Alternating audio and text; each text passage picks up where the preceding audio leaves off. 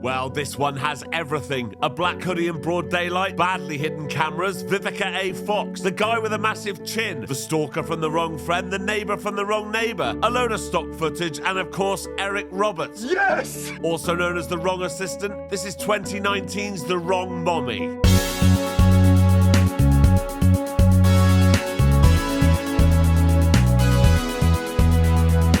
I'm Jay Harangue and I've wasted hours of my life watching terrible films. You should subscribe. So straight away we see a woman in a black hoodie breaking into this house while the family sleeps and planting hidden cameras. When I say hidden, I mean lifetime hidden, because any normal person would notice these immediately. Yes. Anyway, this is Melanie and she's the main character. Hi. She's a serious businesswoman at an advertising company, and this morning her boss, Mrs. Reynolds, wants to see her. Oh, hello, Mrs. Reynolds. Hi. And Melanie has been promoted to accounts executive. Wow, that's big. Melanie's like, thanks, but I'm so busy with stuff already, I'm not sure I can take all this on. But Mrs. Reynolds is like, it's okay, you can hire an assistant. Oh yeah, and this woman who doesn't even work there is listening into their conversation. It turns out the reason that Melanie has been given this promotion is because her college roommate Barbara is now the CEO of Yowzers.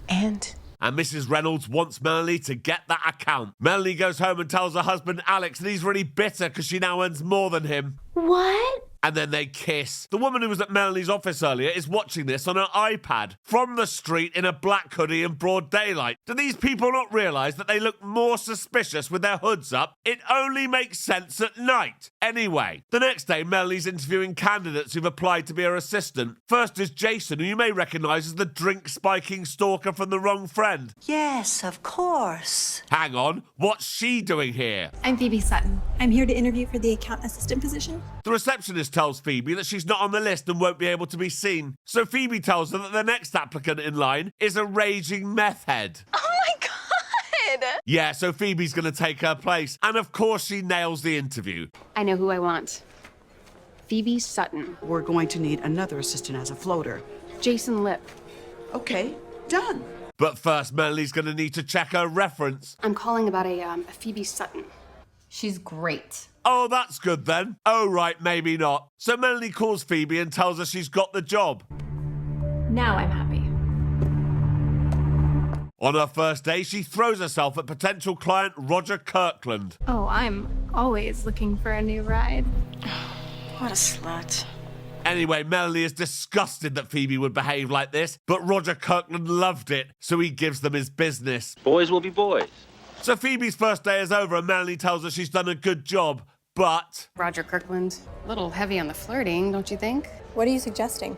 Ooh. Then Yowzer's CEO Barbara calls Melanie and says she'd like to meet. Melanie tries to show off to her, so she's like, I'll have my assistant call yours. And Barbara's like, yeah. I am getting that account. Sounds like I've got a meeting to set up. Yeah. After work, they go to this bar, where Melanie tells Phoebe that she made out with Barbara's boyfriend in college, but luckily she never found out. What happens in college stays in college. Yeah, let's wait and see about that. When Melanie goes for a shit, Phoebe takes her phone out of her bag, so later she can use returning it as an excuse to call around her house and flirt with Alex. I'm not gonna tickle your belly too.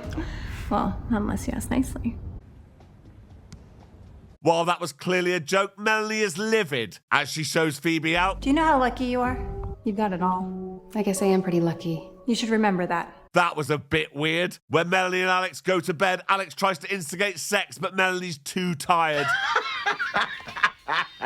And Phoebe hears and sees all of this through a hidden camera. The next day at work, Mrs. Reynolds is telling all the assistants that she wants them to start bringing in new business. If they do, they'll get promoted, like Melanie. At lunchtime, Melanie's friend Laura is telling her how she's confident she can bring some new clients in. Then she starts talking about Phoebe. Do you actually like her? She gives me a bad vibe. I don't trust her.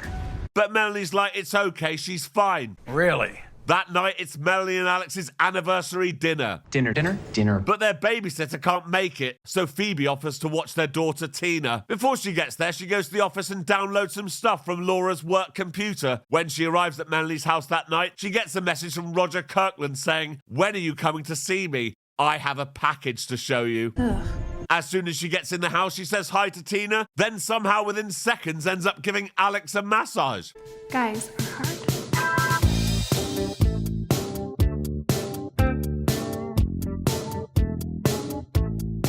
Melanie comes down and thinks this is totally inappropriate, but she doesn't say anything. Some people really do have it all. Anniversary dinner tonight with your handsome husband. Thanks. Your beautiful little girl's birthday party tomorrow. Melanie's like, yeah, okay, bye. At the restaurant. This is nice. It is. And dinner is served. Back at home, Tina tells Phoebe that there's a boy at school she likes called Jimmy Randall. Jimmy Randall, huh? Yeah, he's probably too young for you. Yeah. Back at the restaurant, Melanie is telling Alex that she has some concerns about Phoebe. The girl's a flirt.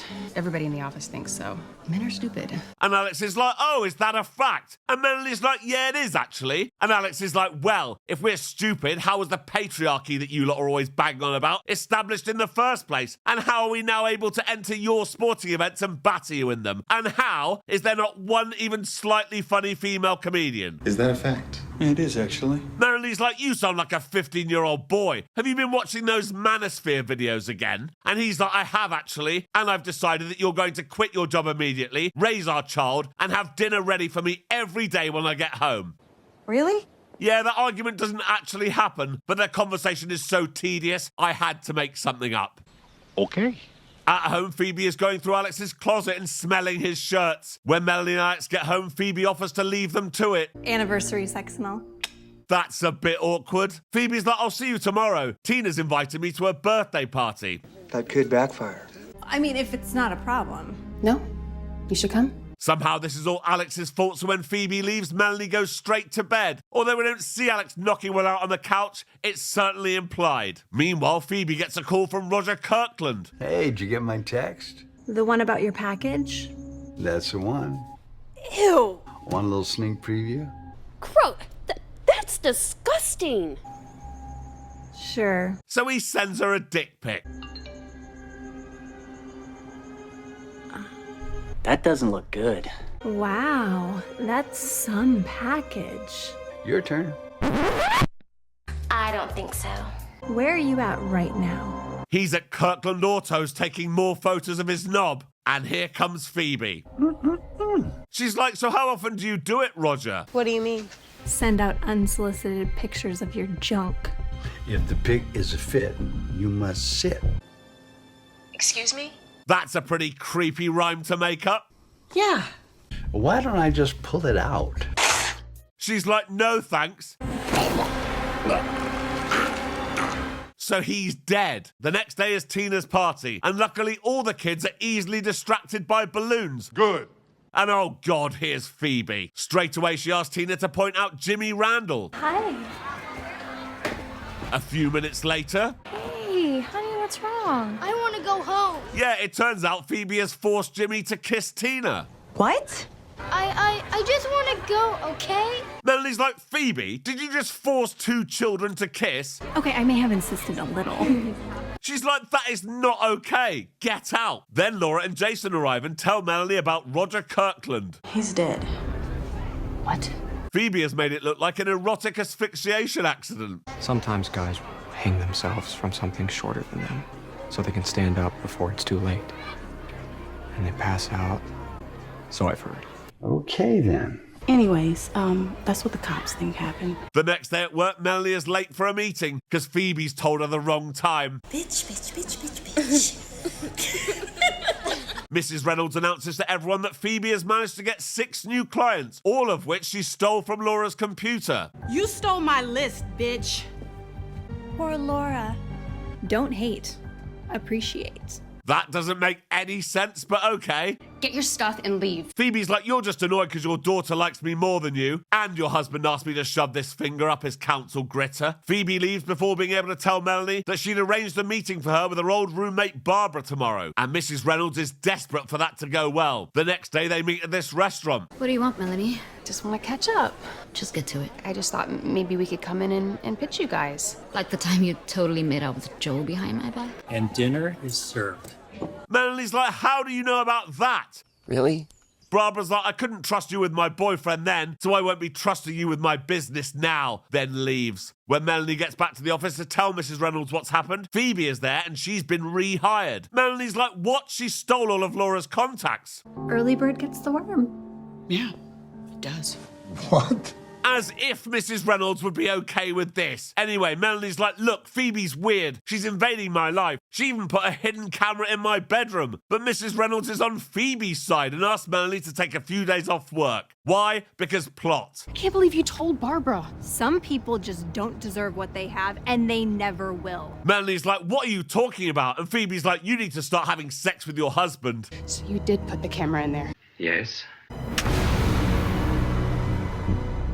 When Melanie goes home, Laura and Jason tell Phoebe that they don't know who she really is, but they're gonna find out. When Jason gets home, he's run this special program on his laptop and searches for Phoebe's face. It turns out her name's not even Phoebe Sutton, it's Lisa Nolan. In other news, frustrated plot thickens. And her last known location was some sort of treatment center. But Phoebe has somehow got into his house, and when Jason comes out of the shower, she stabs him. So he's dead. Then she goes round to see Melanie. Melanie tells her to leave and never to come back. Tina sees this, tells Alex, she shouts at Melanie, whatever, I don't care. The next day, Melanie goes to see Laura. Jason left me a message. And?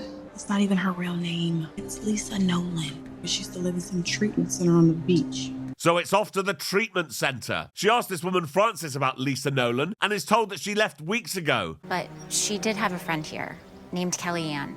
That's right, that's the woman who gave her the reference. Kellyanne refuses to talk and Melanie is asked to leave, but Frances lets slip that Lisa was previously in prison. Uh-oh. While Melanie's on her way to see Lisa Nolan's parole officer, Phoebe/Lisa turns up at the treatment center and stabs Kellyanne. Why? No idea, but that's what's happening. At the useless Lifetime police station, I found a hidden camera in my bedroom. Nothing concrete. Right. Look, I'll ask her about it. It's about all I can do. Oh, come on. But this wasn't a pointless journey. Both Lisa's parents died when she was pretty young, so she didn't have a lot of memories. Mother died of cancer when she was 2. Father, a car accident when she was barely 4. Looks like her father remarried about a year before he died. Stepmother didn't keep Lisa too long. She was pretty young herself. She wound up in the foster care system shortly after that. One of the homes turned out to be pretty damn abusive. Melanie's like, maybe I could talk to the stepmom. And yeah, she can, because Lisa's stepmom is Melanie's actual mum. Oh my goodness. Hello, Carol. You don't even recognize me, do you? Lisa? Then Lisa calls Melanie and tells her to go home immediately, where she somehow convinced Alex that she and Melanie are friends again. Oh, men are stupid. When Melanie gets home, she pretends everything's fine and gets Alex to take Tina out for ice cream. She tells Lisa she's sorry about what happened to her as a kid, but Lisa doesn't care. She's angry because Melanie had a really nice life, while she was getting passed around foster homes getting diddled. Lisa's like, I'm going to take over your life. And Melanie's like, how? And Lisa's like, I'm going to make it look like you tried to kill me. She's like, I've already killed your mommy. We're like the wrong mommy! What? Yeah, the setup for that line was so ridiculous, I'm not even going to repeat it. A week later, we see Melanie's mum admitting that this was all her fault. And yes, it was. You're absolutely right. And that's the end of the film. So until next time. Thank you for watching this video. Please like and subscribe. And please consider joining my Patreon. There's a link in the description. Thank you.